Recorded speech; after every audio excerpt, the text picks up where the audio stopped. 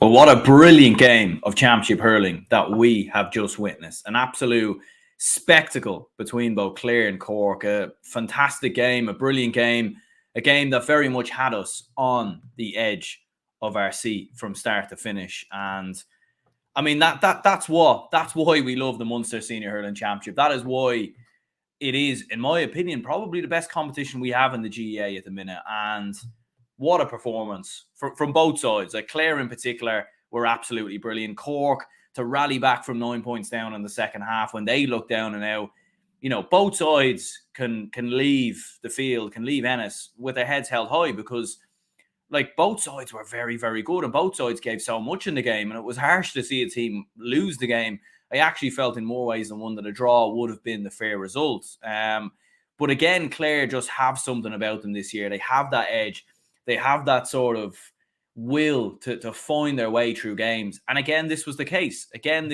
3 wins now on the spin for Clare. They've beaten Waterford, they've beaten Limerick, and now they have beaten Cork. And Clare, for me, you know, we'll see what happens with the Limerick-Tipperary game. That game is just about to throw in now. But I think Clare are now going from not just contenders, but all-Ireland favourites, in my opinion. You know, like they've beaten Limerick already and beat them in their own backyard, let's not forget as well. And look, I'm sure Limerick will come back. Tipperary will be in the mix. Cork, you definitely can't rule them out either. Although going away to the Gaelic grounds next week for Cork is going to be very, very tough. And you do fear it's going to be hard for Cork now to get out of it, in my opinion.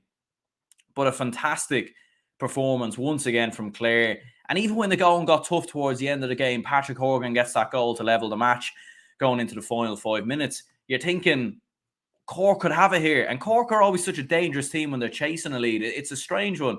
I feel like when Cork go 4 or 5 points up in a game, they switch off.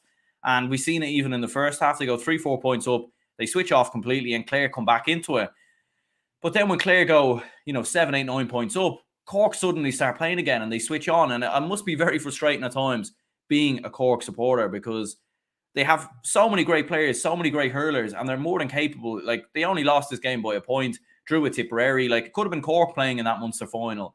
But it's just those small margins and those big moments that Cork can't quite seem to get over the line. But this is the match reaction. It was Clare 222, Cork 318, Clare into the Munster final. Can Clare win their first Munster Senior Hurling Championship since 1998? Let's do this.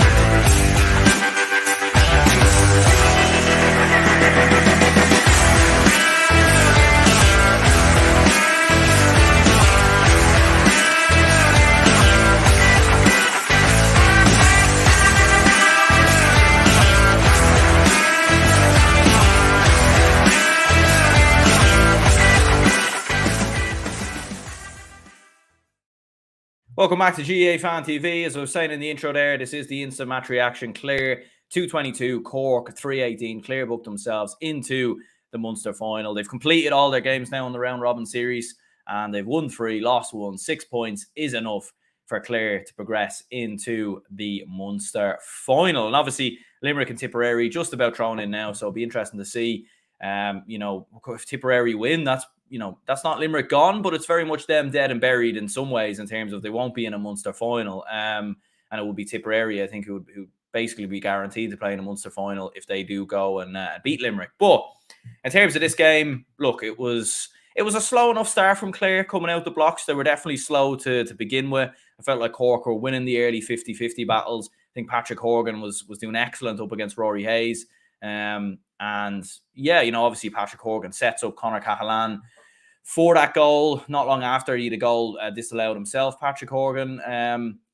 Cork were on top in the early exchanges, and it was just, for Clare, you were sort of looking at it thinking they can't seem to quite get the likes of Tony Kelly, Peter Duggan, some of the other lads into the game, and Cork started quite strong. But the turning point definitely came in and around the 12th minute, or the 15th minute. Clare just got on top. A couple of frees from Aidan McCarthy, Shane O'Donnell, Tony Kelly all got on the score sheet. Clare outscored Cork from the 17th minute right up until the 30th minute by 1-7 to 2 points. So it was, that was a big swing in Clare's favour. And you just looked at it, and Cork all of a sudden they just lost that zap about them, lost that energy about them, and they looked dead and buried. Clare go in 5 points up at half time, and you're thinking, geez, how has that happened? Like, Cork were 3-4 up here, Clare were flat, but Clare just got going and turned it around. And then in the second half, Clare continued that damage. Obviously, Tony Kelly's goal right before the end of half time, the penalty, I should say, right after half time.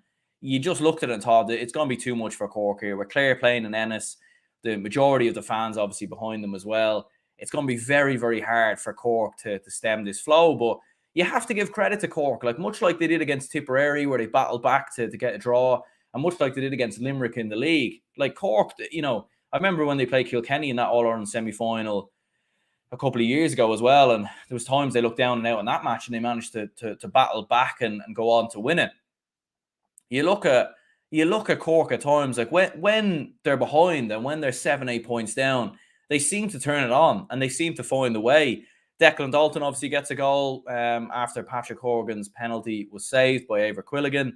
And Cork just had that zip about them. They had that energy about them. They were turning over ball.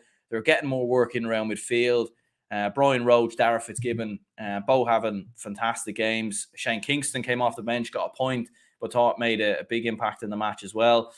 Brian Hayes made a bit of an impact as well. Cork just started to stem the flow. Patrick Horgan gets that goal, brings it back level, and all of a sudden then you're looking at it and thinking, geez, Cork might actually win this now.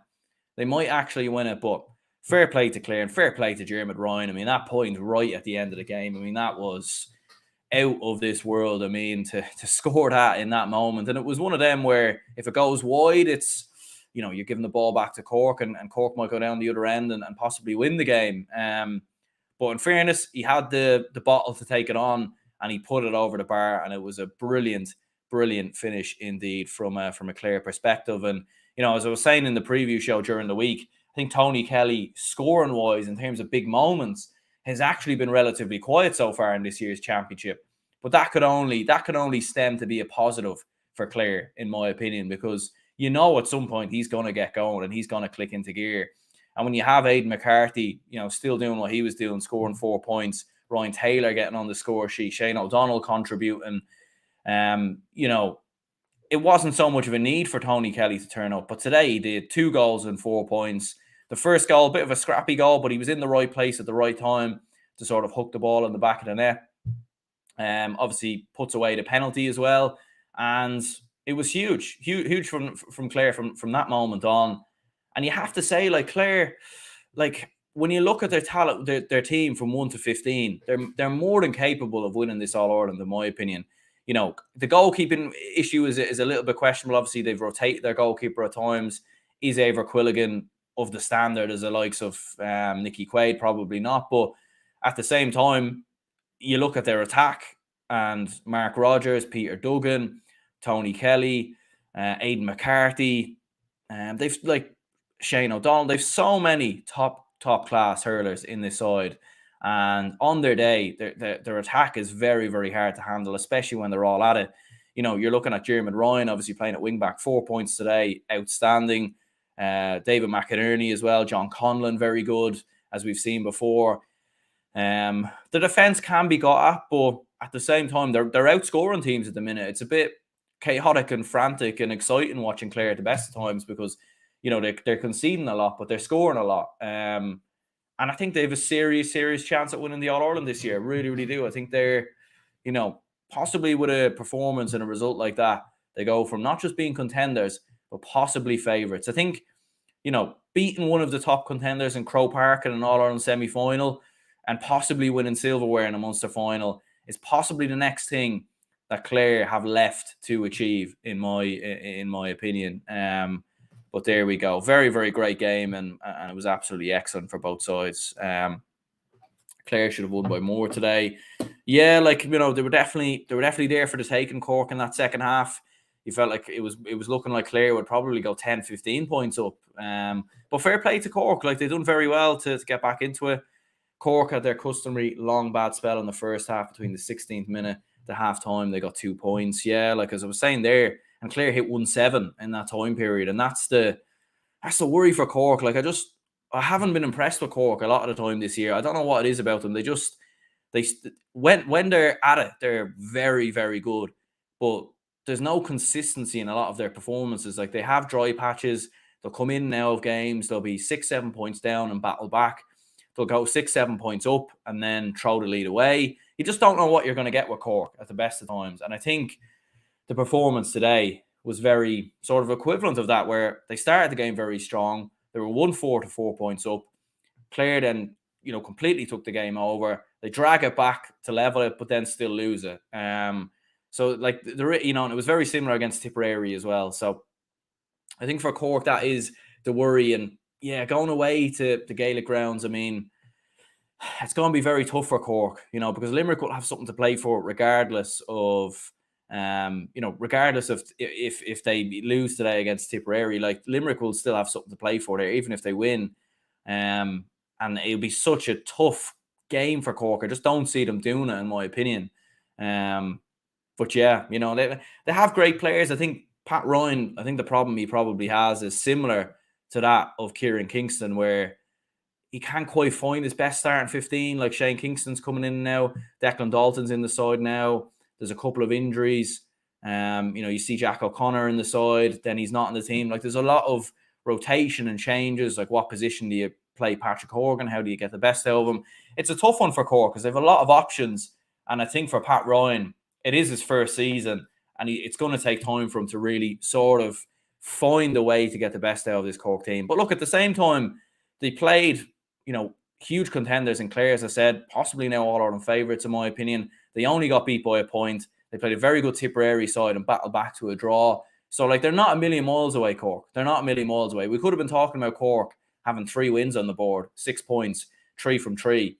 Do you know what I mean? So it's not the end of the world for them, but there's a lot of things that I think they're doing wrong that's costing them, in my opinion. Look, Clare made mistakes today as well at times in the game, and had their moments where, they nearly threw the game away after 9-10 points up. And that certainly be a worry from a banner perspective.